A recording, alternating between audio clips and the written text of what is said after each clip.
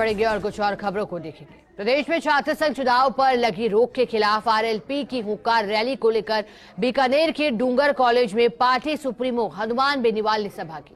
सभा के बाद फर्स्ट इंडिया न्यूज से बातचीत में हनुमान बेनीवाल हरियाणा की जेजेपी पार्टी पर जमकर बरसे और कहा कि दुष्यंत चौटाला तो अपने ही परिवार से लड़ रहे हैं। बेनीवाल ने भाजपा पर भी निशाना साधा, कहा कि केंद्रीय कानून मंत्री पर तो उनकी पार्टी के नेता ही आरोप लगा रहे हैं। मोदी और शाह को इसकी जांच करवानी चाहिए।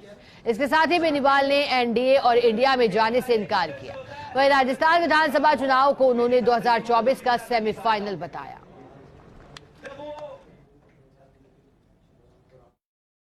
आरएलपी के सुप्रीमो, नागौर के सांसद और देश की सबसे बड़ी पंचायत में अक्सर सुर्खियों में रहने वाले हनुमान बेनीवाल इस वक्त हमारे साथ हैं। उनसे बात तब हो रही है जब राजस्थान की राजनीति चुनावी साल में है। और हनुमान जी, आप जिस तरह से बात कर रहे हैं छात्र संघ चुनावों पर तो आप बोले ही हैं, लेकिन एक चुनौती भी आ गई है। मोदी जी ने जेजेपी को भेज दिया है। उनके नेता को वो कहते हैं कि बहुत बड़े नेता हैं दुष्यंत चौटाला, और दुष्यंत ये कह रहे हैं कि हनुमान बेनीवाल जी याद नहीं लिख पा रहे, चुनाव तो वो हमारे साथ जीते थे, यानी भाजपा के साथ जीते थे, आज भी वो यही है।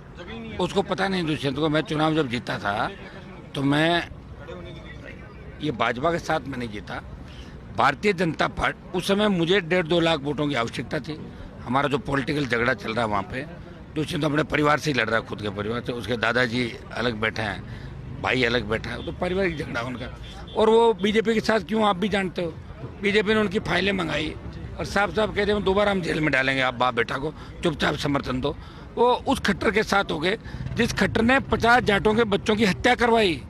जो आंदोलन कर रहे थे जाट आरक्षण का, 50 बच्चों के सीने पे गोलियां मारने वाली सरकार को समर्थन देके, ये किस बात से यहाँ कह रहे हैं? ये कुछ नहीं इनके पास, यहाँ किसी सीट पे कोई जमानत भी इनकी नहीं बचेगी।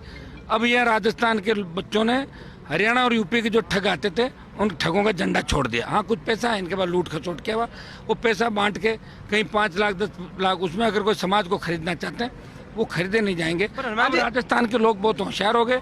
आप भी जानते हो जेजेपी का क्या भविष्य हरियाणा के अंदर है, कोई भविष्य नहीं।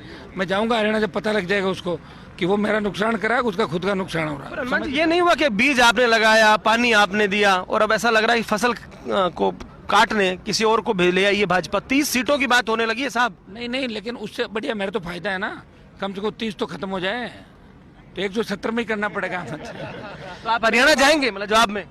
वो तो अभी थोड़े जाऊँ, अपना मैं सब जगह जाऊंगा। मेरी एक आदत है, कोई मुझे अगर छेड़ता है तो मैं निश्चित रूप से उसको छोड़ता नहीं, चाहे कोई भी हो, कितना ही बड़ा है। हरियाणा का, यूपी सब जाता हूँ, और कौन जा रहा। ये अब यहाँ घूम रहे हैं। जब पहलवान बेटियां वहाँ बैठी थी तब मुंह पे ताले क्यों लगे थे इनके? वो तो हरियाणा के थे सारे पहलवान, राजस्थान का तो एक भी नहीं था पहलवान। तो कुश्ती का खेल आया राजस्थान के अंदर। तो फिर राष्ट्र की राजनीति में हनुमान का राम कौन होगा? देखेंगे ना, कई ऐसे दल हैं जो दोनों के साथ नहीं। आप पहले पूरे दलों का देखो। पहले 23 का सेमीफाइनल होगा और 24 का फाइनल होगा। उसमें हो सकता है कि ऐसी परिस्थितियां बने, लेकिन 23 हमारे लिए चुनौती है, राज्य हमारे लिए चुनौती है, और देश में हमें क्या करना है। क्योंकि मोदी से भी जब गठबंधन किया था मैंने 19 के अंदर, तब प्रदेश के जवानों की राय ली थी कि गठबंधन कांग्रेस से करेंगे, भाजपा से। इनका भाजपा से। बहुत शुक्रिया। तो देखिए, ये थे हनुमान बेनीवाल जिन्होंने कहा कि वो भाजपा कांग्रेस के साथ नहीं जाएंगे। खुशहाल राजस्थान की बात कर रहे हैं, साथ ही साथ जेजेपी पे उन्होंने खासतौर पर निशाना साधा और कहा कि मैं किसी को छेड़ता नहीं हूं और मुझे कोई छेड़ता है तो मैं छोड़ता नहीं हूं। इशारा साफ है, हरियाणा में जाने की बात वो करते नजर आए। कैमरा पर्सन गुलाम रसूल के साथ Lakshman Raghav, first India news, Bikaner.